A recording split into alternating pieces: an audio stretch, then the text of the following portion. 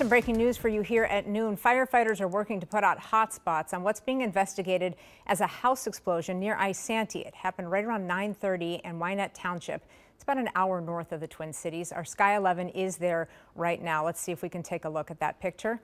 We can see extensive damage. There it is, extensive damage from that home. Most of the exterior has been burned. The roof looks like it's mostly intact.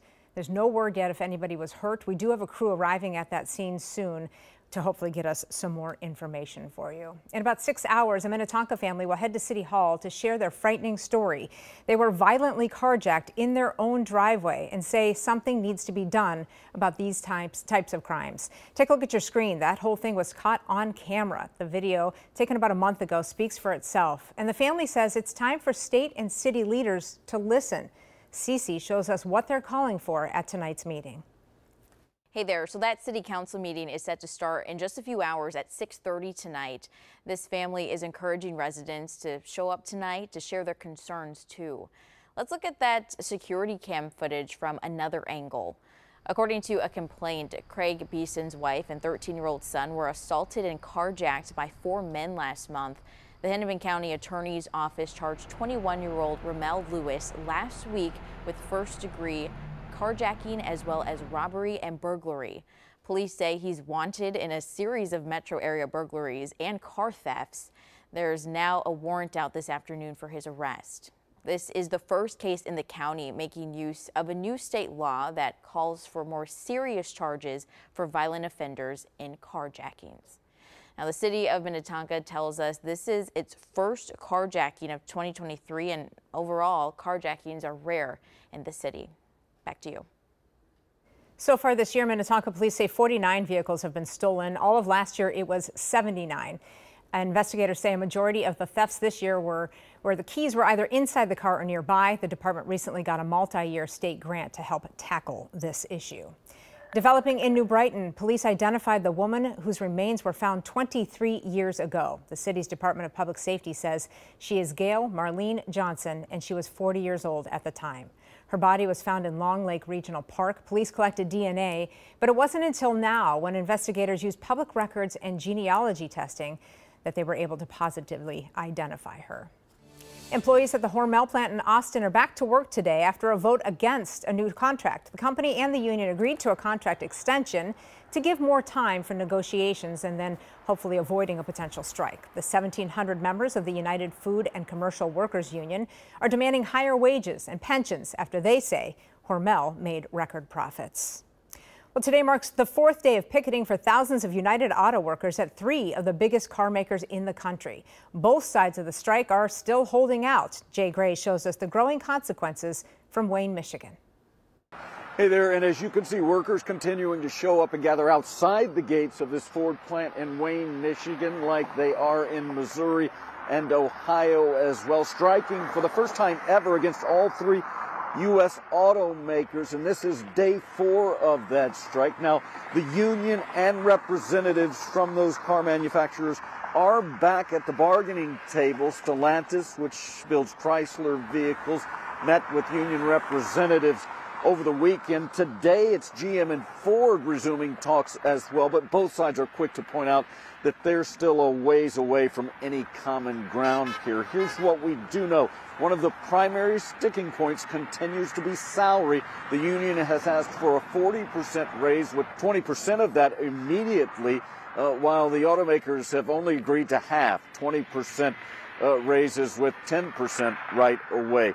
Now, a White House advisor and the acting labor secretary have been working by phone since this strike started to try and help things out. They are going to show up in Detroit this week, we are told, not as mediators, but to support these negotiations. Now, union negotiators met with Stellantis over the weekend. They are scheduled to meet with representatives of Ford and GM throughout the day today. That is the very latest from here in Wayne, Michigan. I'm Jay Gray. Now back to you.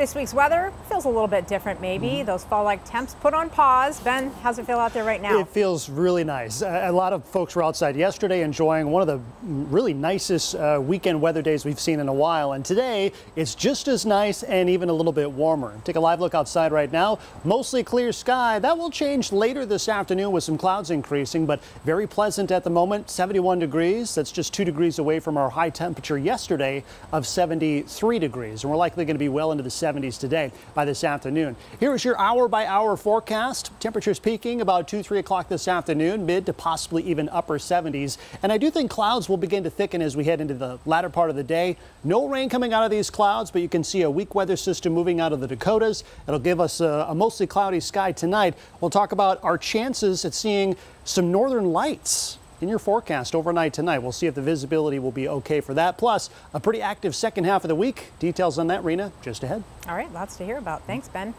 Well, 5 American prisoners are now free after a swap with Iran today. The Biden administration says the men were wrongfully detained.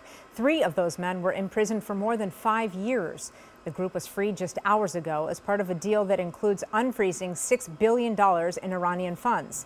U.S. officials say those funds can only be used for humanitarian purposes. Well, over the weekend, lawmakers made progress to avoid a potential government shutdown at the end of this month. A group of Republicans agreed to a short-term funding bill that would push back a deadline, but the deal isn't done quite yet. Now we're waiting to see if it can get enough support from Republicans to pass. Sources say the agreement has a 31-day resolution that comes with a GOP-approved border security package. We will do that this week. I gave them an opportunity this weekend to try to work through this, and we'll bring it to the floor, win or lose, and show the American public who's for the Department of Defense. I do hope that we can avoid a government shutdown. In 2013, when Republicans shut down the government back then, it was very, very costly to millions of Americans. Well, even if the bill passes the House, it will then face the Democrat-led Senate. Right now, Walgreens is giving out some of the first updated COVID booster shots. CVS says some of its pharmacies also have them in stock. If your CVS does not, the company says you can expect them in the next few days. That new vaccine is available for anyone at least 6 months and older. In the last 7 hours, we learned that all 9 kids who escaped from a Pennsylvania juvenile detention center are now back in custody. Police say they escaped during a riot within the center last night.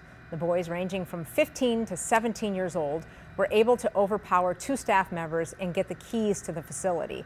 A school nearby was closed today because of that breakout. The center is just 15 miles south of the area where an escaped prisoner was caught last week after days on the run. Hunter Biden is now attempting to sue the IRS. The president's son filed the lawsuit today. He argues 2 agents violated his rights to privacy by publicly airing his tax information. The lawsuit says that information shared during congressional hearings and interviews was not allowed under the whistleblower protections. This comes just days after Hunter Biden was indicted on firearms charges for a 2018 gun purchase. Well, unused food at restaurants doesn't have to end up in dumpsters. Still ahead, the app launching in the Twin Cities to give you big deals on leftovers.